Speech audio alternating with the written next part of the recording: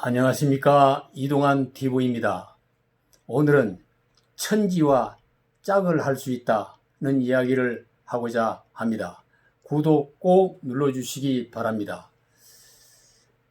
관중은 춘추 전국시대에 몰락한 귀족의 집안에 태어났습니다. 젊었을 때부터 생계를 위해 장사를 하며 여러 곳으로 돌아다녔습니다.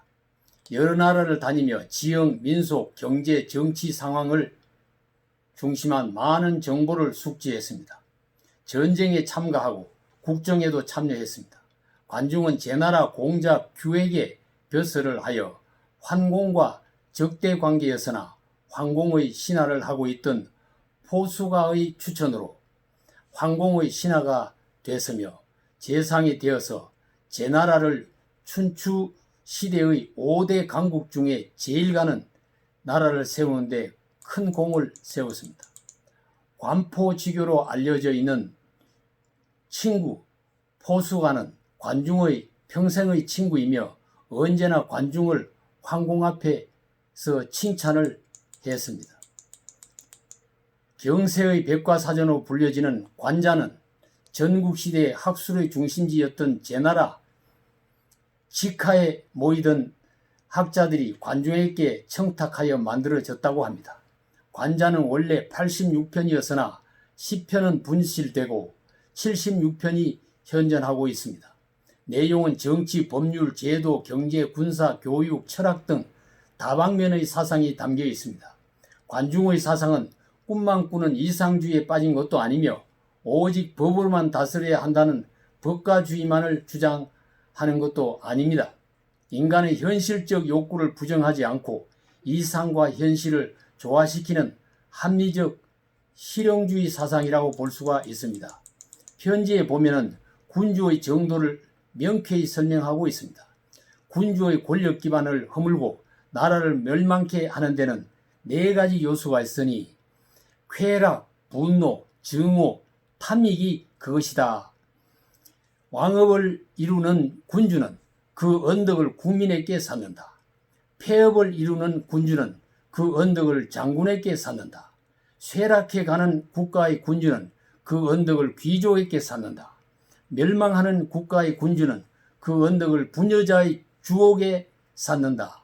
심는 대로 거두는 것이니 위대한 지도자는 국민에게서 그 열매를 구한다고 하였습니다. 언덕을 쌓는다는 말은 그 분야에 총력을 기울인다는 뜻입니다. 무력으로 다스리는 패도가 아닌 도덕으로 다스리는 왕도 정치를 성공하려면 오직 백성을 위하는 민본주의 정치를 해야 한다는 뜻입니다. 관중은 그 당시 노자와 공자 사상을 근거로 한 도덕 정치를 주장했습니다. 그는 도에 관해서 도를 듣고 집안을 다스리는 사람은 한 집안의 가장이라 할 수 있다. 도를 듣고 고을을 다스리는 사람은 한 고을의 장이라 할 수 있다. 도를 듣고 한 나라를 다스리는 사람은 천자라 할 수 있다. 도를 듣고서 온갖 만물을 편하게 다스리는 사람은 천지와 나란히 짝을 할 수도 있다고 하였습니다. 도를 듣고 만물을 다스릴 줄 알면 천지와 짝을 할 수 있다는 주장을 한 것입니다. 공자가 말한 70살이 되면 마음먹은 대로 하면 법을 넘지 않는다는 종심소욕 불우교라는 경지라고 볼 수 있을 것입니다. 관자에는 인재교육의 의미를 명확하게 설명하고 있습니다. 1년의 계획은 곡식을 심는 것보다 더 중요한 것이 없다. 10년의 계획은 나무를 심는 것보다 더 중요한 것은 없다. 일생의 계획은 사람을 키우는 것보다 더 중요한 것이 없다. 한 번 심어서 한 번 거두는 것은 곡식이고 한 번 심어서 열을 얻는 것은 나무이며 한 번 키워서 100배를 얻는 것은 사람이다. 사람을 바로 교육하는 것이 국가 번영의 장래를 위해 절대 필요한 가치임을 명료하게 설명하고 있습니다. 오랜 역사를 통해 완성되어 온 성경이나 불경처럼 관중의 관자에도 그렇게 전래되어 왔지만 현대인의 고민을 뻥 뚫어주는 명언들이 많이 있습니다. 비핵화 회담을 중단하고 방위비 분담은 해야 하고 소득주도 성장도 멈추어 있고 코로나19는 지나가지 않고 있고 부동산 대책은 실효가 없고 출산율 높이기는 실패하고 세금 폭탄은 떨어지는데 닥쳐오는 위기를 헤치고 살기 위해서도 고전에 담겨 있는 도리를 먼저 깨달아야 할 것입니다.